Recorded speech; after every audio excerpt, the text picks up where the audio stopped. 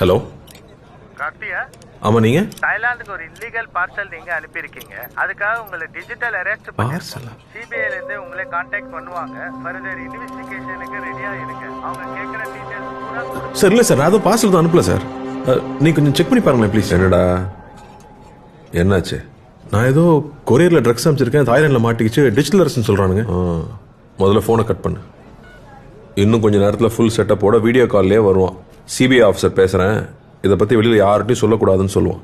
உன் Aadhaar number, bank account number வரைக்கும் எல்லா டீட்டெயிலையும் புட்டு வைப்பான். ஸ்கேம் கால்டா அது. ஸ்கேம்? இந்த மாதிரி சிபிஐல இருந்து பேசுகிறோம், அமலாக்கத்துறையிலேருந்து பேசுகிறோம்னு சொல்லுவாங்க. உங்களுக்கு பரிசு விழுந்திருக்குன்னு சொல்லுவாங்க. பேங்க்ல இருந்து பேசுகிறோம், உங்கள் ஓடிபி நம்பர் கொடுங்கன்னு சொல்லுவாங்க. இப்படி பல வித்த வச்சிருக்கானுங்க, ஏமாந்துடாதீங்க. நம்மளுடைய பேராசையும் அறியாமையும் தான் இந்த மாதிரி சைபர் ஃப்ராட்ஸ்க்கான மூலதனமே. டிஜிட்டல் அரெஸ்ட்ங்கிற ஒரு சட்டமே நம்ம சட்டத்துறையில் இல்லை, நம்ப வேண்டாம். இதில் மக்கள் பல கோடி ரூபாய் ஏமாந்துருக்காங்க. இதில் ஏமாந்தவங்க சின்னவங்க பெரியவங்க, படித்தவங்க படிக்காதவங்கன்ற பேதமே இல்லை. வீட்டில் இருக்கிற எல்லாரையும் எஜுகேட் பண்ணுங்க, முக்கியமாக பெரியவங்க. Let's build a safer digital world.